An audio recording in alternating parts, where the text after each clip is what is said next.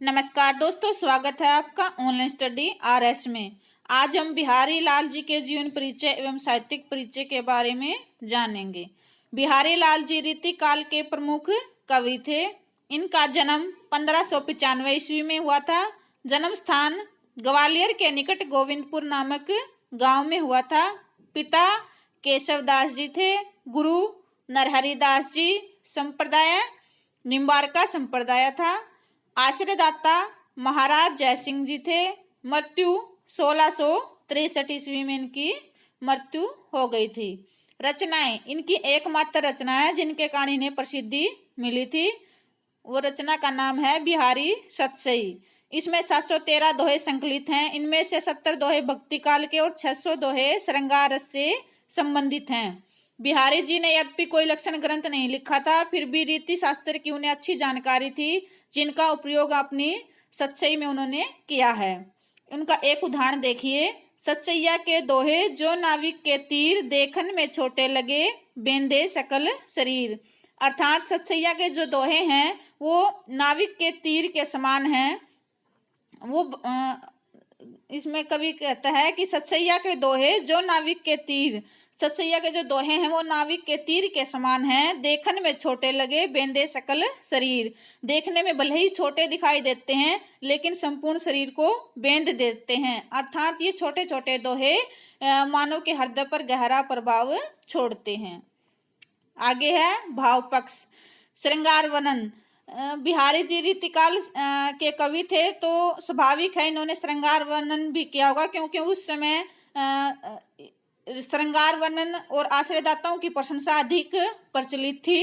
इन्होंने श्रृंगार वर्णन का ऐसा सुंदर ढंग से वर्णन किया है जिसकी प्रशंसा अन्य कवियों ने भी की है। बतरस लालच लाल की मुरली धरी लुकाए, सोह कहे बोहनु हंसे, देन कहे नटी जाए।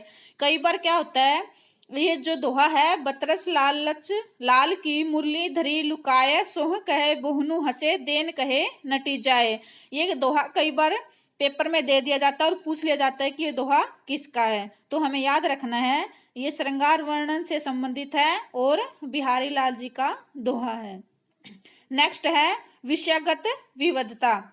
इनके रचना में विषयगत विविधता भी देखने को मिलती है। इन्होंने केवल आश्रयदाता की प्रशंसा और श्रृंगार रस का वर्णन ही नहीं, बल्कि भक्ति भावना भी दिखाई देती है और नीतिपरक दोहे भी हैं। तो इनके रचनाओं में विषयगत विविधता है।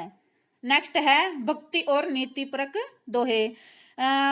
भक्ति का एक उदाहरण देखिए। मेरी बहु बाधा हरो, राधा नागरी सोये, जा तन की छाई परे, श्याम हरित दूती होये। इन्होंने भक्ति भावना में कहीं कहीं श्रृंगार रस का वर्णन भी किया है, लेकिन इनकी भक्ति एक सच्चे हृदय वाली भक्ति है। अन्य कवियों की तरह उनमें कामुकता भाव नहीं है, बल्कि इनकी भक्ति में ऐसे दोहे हैं जो एक भक्त और एक भगवान के बीच श्रद्धा के भाव व्यक्त करने वाले थे। नेक्स्ट है नीतिपरक दोहे। इन्होंने नीतिपरक उपदेश देने वाले दोहे भी लिखे हैं। एक उदाहरण देखिए। नर की अरुनीर की गति एक ही करे जोये, जे तो नीचो है चले ते तो ऊंचो होये। इसमें कवि क्या कहना चाहता है कि नर की नल नीर की गति एक ही करे जोये। इसमें नर का अर्थ है मनुष्य। नल नीर, नीर मतलब जल। जो मनुष्य है और जल की गति एक ही होती है। वो जितना नीचे चलता है उतना ही ऊपर उठता है। अर्थात मनुष्य जितना विनम्र भाव से दूसरों का सम्मान करता है, सहन शक्ति होती है, वो उतना ही महान व्यक्ति बनता है। वैसे ही जल को जितनी ऊपर से नीचे गिराते हैं, तो वो नीचे गिरने के बाद जिस वेग से ऊपर से नीचे गिरता है, उसी वेग से वो ऊपर उठता है। नेक्स्ट है प्रकृति चित्रण। प्रकृति चित्रण में भी जो बिहारी लाल जी थे, उन्होंने ऐसा सुंदर वर्णन किया है जैसा छायावाद में सुमित्रानंदन पंत जैसे कवियों ने किया था। उनका प्रकृति चित्रण इतना सुंदर था कि पाठकों के हृदय पर प्रभाव छोड़ता है। उन्होंने प्रकृति का ऐसा सुंदर वर्णन किया कि कहीं कहीं तो उन्होंने मानवीयकरण भी कर दिया है। ऐसा लगता है कि प्रकृति अभी बोल उठेगी। नेक्स्ट है अनुयुक्ति विधान। इनके काव्य में अनुक्ति विधान भी देखने को मिलता है। एक उदाहरण देखिए, नहीं पराग नहीं मधुर मधु, नहीं विकास ही काल, अली कली ही सो बिंध्यो, आगे कौन हवाल। इसमें कवि कहता है कि नहीं पराग, ना तो पराग है, नहीं मधुर मधु, ना ही मधु मतलब शहद है, ना तो पराग है न शहद है, नहीं विकास ही काल, और ना ही अब तक इसका विकास हुआ है। अली कली ही सो बिंदु, अली इनके भंवरा, अली कली कली जो अली है, जो भंवरा है, वो कली के अंदर ऐसे बंध गया है, उसके प्रति ऐसे आसक्त हो गया है कि आगे कौन वाला, आगे क्या होगा। अर्थात जब तक अब तक तो उसमें पराग भी नहीं हुआ है और मधु भी नहीं है, अभी इतने आसक्त हो चुका है, लेकिन जब उसका विकास होगा तब क्या हाल होगा। ये दोहा बिहारी जी ने राजा जयसिंह को भेजा था, क्योंकि जो राजा जयसिंह थे अपनी छोटी रानी के प्रेम में आसक्त थे और राजकाज भूलकर महल के बाहर नहीं निकलते थे। लेकिन बिहारी जी ने जब ये दोहा उनके पास भेजा तो उनके व्यंग्यार्थ को समझ चुके थे और उन्होंने रानी के प्रति प्रेम को छोड़ के राजकाज में संलग्न हो गए थे, राजकाज के जो कार्य थे उनमें लग गए थे। तब से उन्होंने राजा जयसिंह ने बिहारी को कहा कि उन ऐसे ही सरस दोहे लिखे और उन्हें एक प्रत्येक दोहे के लिए एक एक अशरफी यानी कि स्वर्ण मुद्रा दी जाने लगी। नेक्स्ट है कला पक्ष। नंबर 1 भाषा। इनकी भाषा ब्रज भाषा है, लेकिन भाषागत विविध, ये जो हमने पीछे पढ़ा था विषयगत विविधता है इनके रचना में, तो स्वाभाविक सी बात है भाषा में भी जैसे संस्कृत, अरबी, फारसी ऐसे शब्दों का भी उन्होंने कहीं कहीं उपयोग किया है।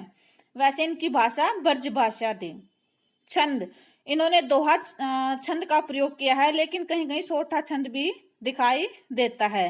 अलंकार, उपमा, अतिशयोक्ति अलंकार। जो रीतिकाल के कवि थे उन्होंने अतिशयोक्ति अलंकार का प्रयोग अधिक किया, क्योंकि उस समय राजा महाराजाओं की प्रशंसा करते थे और उन्हें उसके बदले उन्हें धन मिलता था। बिहारी जी ने भी अपने राजा जय सिंह की प्रशंसा की थी, उनके काव्य में अतिशयोक्ति अलंकार है, बढ़ा चढ़ाकर उनकी प्रशंसा की थी। जहाँ बढ़ा चढ़ाकर प्रशंसा की है वहाँ अतिशयोक्ति अलंकार होता है। लेकिन उन्होंने उपमा अलंकार का भी बहुत ही सुंदर ढंग से प्रयोग किया है, क्योंकि उन्होंने अनेक उपमा उदाहरण दे दे के जो अपनी बात को व्यक्त की है, उसमें अपने भावों को इस ढंग से व्यक्त किया है कि उसमें उपमा अलंकार दिखाई देता है। शैली, चित्रात्मक भावात्मक शैली। भावों हमने पीछे भी पढ़ा है कि सतसैया के दोहे, जो नाविक के तीर देखन में छोटे लगे, घाव करे गंभीर। हमने पीछे पढ़ा है ना ये दोहा, सतसैया के दोहे, जो नाविक के तीर देखन में छोटे लगे, बेंदे सकल शरीर। अर्थात इसमें क्या है, इसमें भावात्मक शैली है, भावों को इस ढंग से व्यक्त किया है कि जो श्रोता है उसके हृदय पर काफी गहरा प्रभाव छोड़ते हैं। चित्रात्मक भी है। कई दोहे तो ऐसे हैं कि उनके कहने का ढंग ऐसा है कि श्रोता के सामने ऐसा लगता है कि पूरी जो बात उन्हें कही है वो उनकी आंखों के सामने घूम गई है। नेक्स्ट है हिंदी साहित्य में स्थान। किसी कवि का यश उसके द्वारा रचित ग्रंथों की संख्या पर नहीं, गुणों पर होता है। अकेले सतसई साहित्य ने उन्हें हिंदी साहित्य में अमर कर दिया। कल्पना व भाषा की समाहार शक्ति के कारण सतसई के दोहे गागर में सागर की उक्ति चरित्रार्थ करते हैं। इनके विषय में ठीक कहा है, सतसैया के दोहे, जो नाविक के तीर देखन में छोटे लगे, बेंधे सकल शरीर। ये दोहा कई बार पेपर में पूछ लिया जाता है कि ये दोहा किस कवि का है, तो हमें ये क्या है, ये दोहा हमें याद रखना होगा। इनके जो इसमें मुख्य बात क्या है, हमने पीछे भी वर्णन किया है। सतसैया के दोहे, जो नाविक के जो सतसैया के दोहे हैं वो नाविक के तीर के समान हैं। भले ही देखने में छोटे लगते हैं, लेकिन प्रभाव काफी गहरा छोड़ते हैं। अपने गुणों के कारण बिहारी महाकवियों की श्रेणी में गिने जाते हैं। अतः हम कह सकते हैं कि हिंदी साहित्य में रीतिसिद्ध कवि के रूप में बिहारी जी का श्रेष्ठ स्थान है। आशा करते हैं आपको ये वीडियो अच्छा लगा होगा। नेक्स्ट वीडियो में नए टॉपिक के साथ मिलेंगे। धन्यवाद।